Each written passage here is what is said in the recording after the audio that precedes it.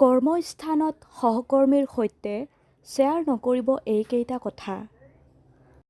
Number 1, অফিচলৈ কেতিয়াও ব্যক্তিগত অসন্তোষ লৈ নানিব। ঘৰুৱা বা ব্যক্তিগত কথা সহকৰ্মীৰ সৈতে শ্বেয়াৰ নকৰিব। বেলেগ বন্ধুৰ সৈতে পাতক। নম্বৰ 2, ভৱিষ্যতলৈ আপোনাৰ কেৰিয়াৰ প্লেনিং আছে, সহকৰ্মীৰ সৈতে নাপাতিব। সহকৰ্মীৰ সন্মুখত কেৱল কৰি থকা কামটোত থকা একাগ্ৰতা কিমান সেইটোহে দেখুৱাওক। নম্বৰ 3, আপোনাৰ দৰমহা কম বা বেছি সহকৰ্মীৰ সৈতে নাপাতিব। এই বিষয়ে যদি আপোনাৰ পাতিবলগীয়া থাকে তেনেহ'লে মেনেজাৰ বা HR ডিপাৰ্টমেণ্টৰ সৈতে পাতিব।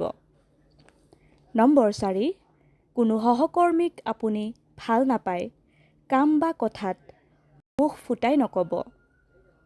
সন্মানজনক আৰু বন্ধুত্বপূৰ্ণ পৰিৱেশ কৰ্মস্থানত নিশ্চিত হ'বলৈকে এই কথা নক'ব।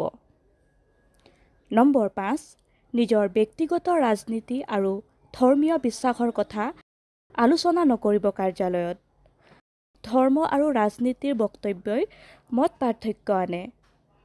নম্বৰ 6, ধাৰাবাহিকভাৱে কমপ্লেইন কৰি নাথাকিব। এনেও কমপ্লেইন মাষ্টৰক কৰ্মক্ষেত্ৰত কোনেও বৰ বিশেষ ভাল নাপায়। আপুনি ঘৰৰ দৰে বিচৰা পৰিৱেশ কৰ্মস্থানত নাপায়। নম্বৰ 7, গছিপ বা ৰিউমাৰত ভাগ নল'ব। কোনোবাই কিবা গছিপ কৰিছে, কৰিলেই হয় নেকি বুলি আঁতৰি দিব। নম্বৰ 8, কৰ্মস্থানৰ পলিচি বা পৰিৱেশক লৈ কোনো সমালোচনা নকৰিব। প্ৰফেশ্যনেল আৰু পাৰ্চনেল লাইফ একেবাৰেই মিক্স কৰি নেপেলাব। ভালেই থাকক, সুস্থ হৈ থাকিব আপুনি। ধন্যবাদ।